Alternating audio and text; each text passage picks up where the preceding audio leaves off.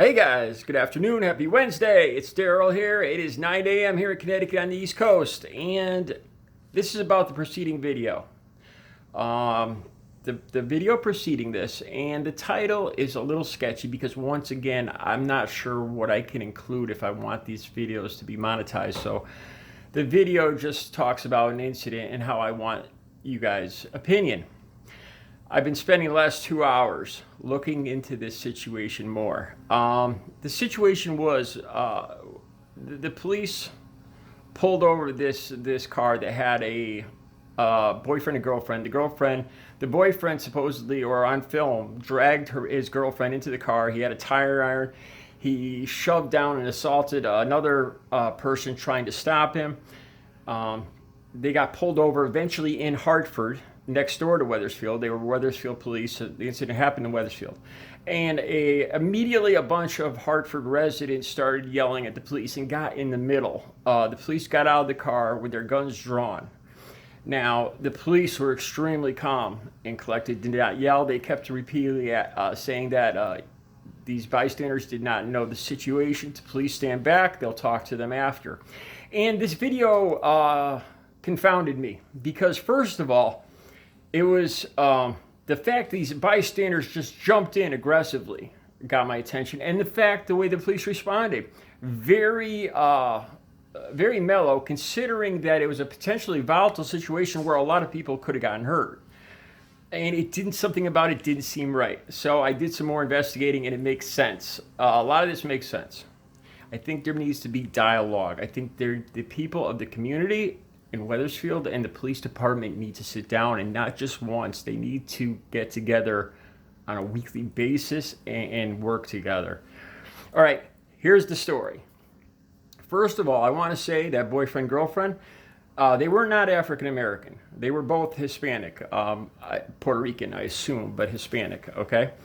I'll say that. Now, in Wethersfield, on May 5th of 2019, there was a police shooting involving Jose Vega.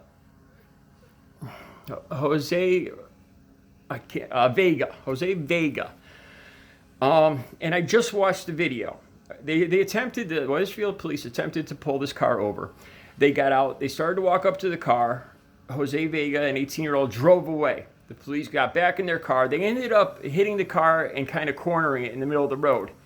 The end of this police dash cam ends with the police officer getting in front of the car, in front of Vega's car, and putting two or more bullets through the windshield, killing Vega, killing this 18-year-old driver, Hispanic driver.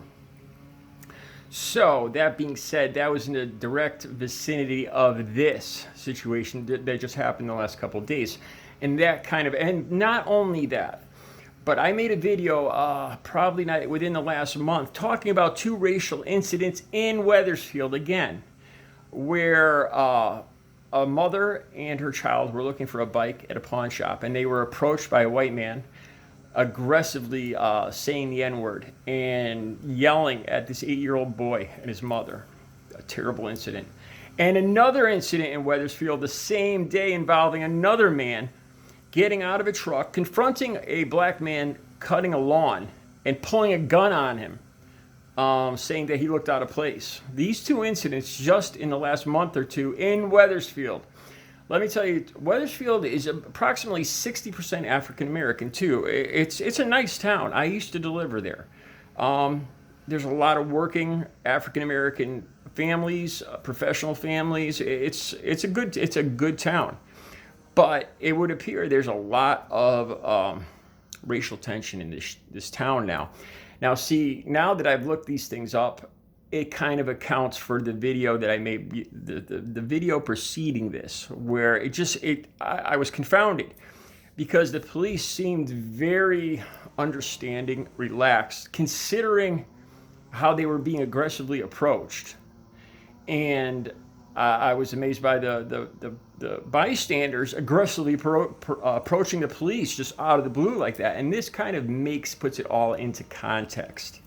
We have a lot of racial tension in this town, without a doubt. And there's more incidents too. If you look up Wethersfield, Connecticut, racial or police incidents, you'll see there's more than this. So this puts this at least, it helps me understand the situation better, and possibly,